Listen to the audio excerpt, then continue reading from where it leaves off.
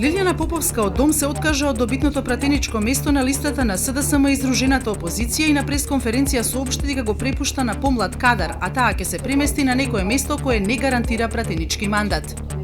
Кривичниот суд ја одби жалбата на специјалното јавно обвинителство за одлуката на судија на претходна постапка да не им се одземат пасошите на министерката Елизабета Канчевска-Милевска и уште еден осумничен во случајот тендери.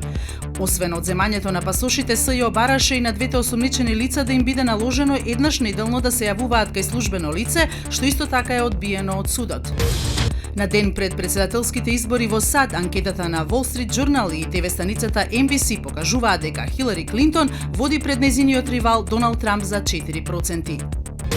Ирачките сили денеска го зазедоа градот Хамам ал-Алил во близина на Мосул, кој беше под контрола на Исламската држава и за кој деновиве се водеа жестоки борби. Телевизијата Ал Арабија јави дека при тоа е убиен Абу Хамза, еден од лидерите на Исламската држава.